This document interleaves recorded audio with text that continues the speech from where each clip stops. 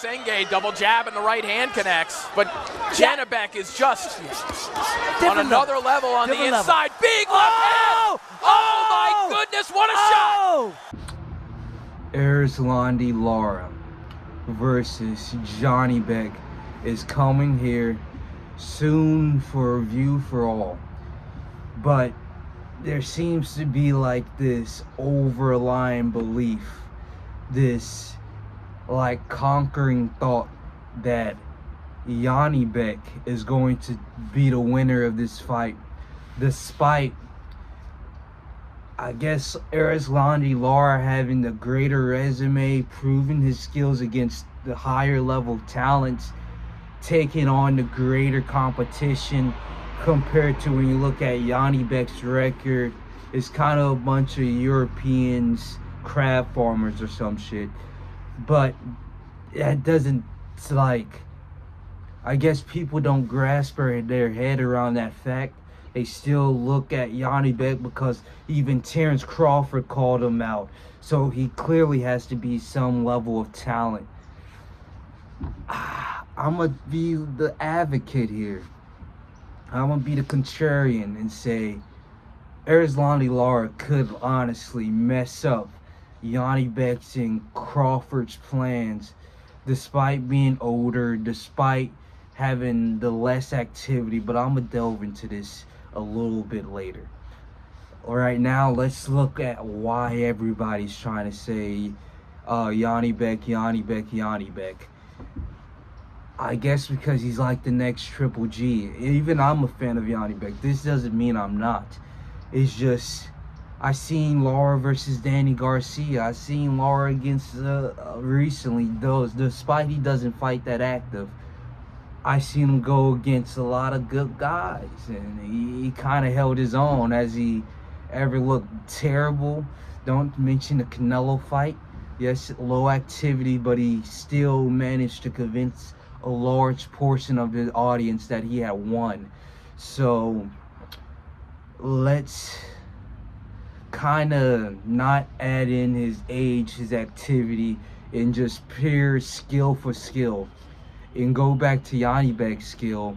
He has this very I don't even know, a Soviet style, just a European style of boxing. When he's in range, in the pocket, it's like hands low. I guess that's similar to Triple G, but it's not exactly toe-to-toe with his skills. But hands low, punching, whatever. It is kind of average, if I'm being honest. A very generic, but very good at being just a good fundamentalist, I must say. And it's his power that kind of overwhelms everybody.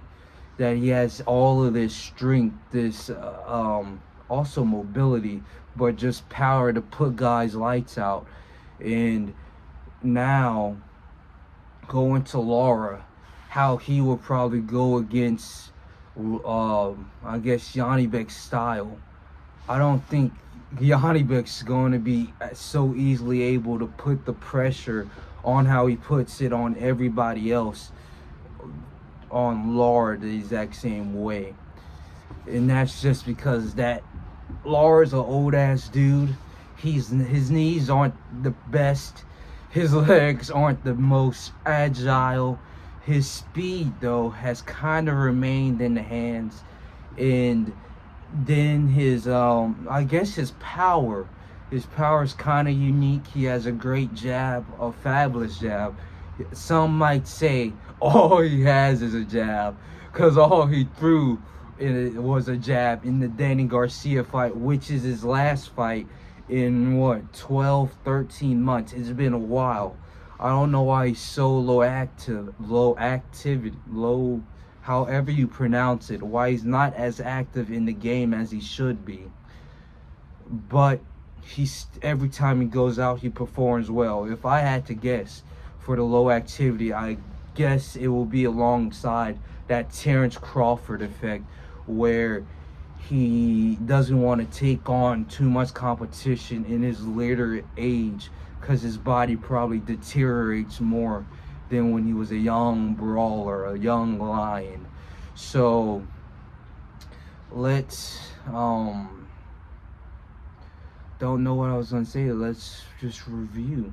But we already done a review. That's kind of my whole takeaway of this moment, is that Lara is gonna have slow legs, is going to still be able to dodge out any sort of punches that Janibek tries to land because of his height. He's like what, 6', 6'1". He's gonna use that height to his advantage, duck and weave all the punches that Janibek's gonna try to throw at him. Janibek's gonna try to cut off the ring, keep him cornered to one side or to those, keep him cornered in the ring, keep him cornered. And it's just not going to work. Lara's gonna punch that jab, do nothing else, spin around for a couple minutes, throw another jab, and if Janibek starts to lower down with the activity during those like rest breaks that he's most likely going to have, because he just can't touch Lara the way and carry that momentum the way that he wants to against his opponent. He's gonna be walking forward, hands low, kind of just chilling out, and then Lara's gonna pop a jab when he least expected. And I think that's just how the fight's gonna go. I think this is a 12-round decision fight. They might give it to Janibek because of the activity being low on Lara's side. They might give it to Lara because he controlled the fight the entire 12 rounds, but it might not have been as exciting as people wanted to see. So we'll see exactly how this fight turns out. I hope that it's an exciting fight, because on the other hand, we have like the chance that Janibek scores a knockdown, it goes Janibek's way, where it's punch for punch, toe to toe, and they're continuously fighting back and forth, with no man landing exactly the knockout punch, but 12 rounds of Janibek chasing them down, Lara getting cornered, and they having to fight. Lara had him in the fight his way out of the corner, move around. Janibek fights to get him back in the corner, takes advantage of that moment, and then goes and chases him all over the ring. Cat and mouse kind of fight, where the mouse still has power to, how literally Tom and Jerry had the sneaky tricks, but that pressure was relentless from Jerry the cat, Tom the cat. It's been so long since I watched the show. It's been years, but you know exactly what I'm trying to say. So we'll see. We'll see how this fight goes.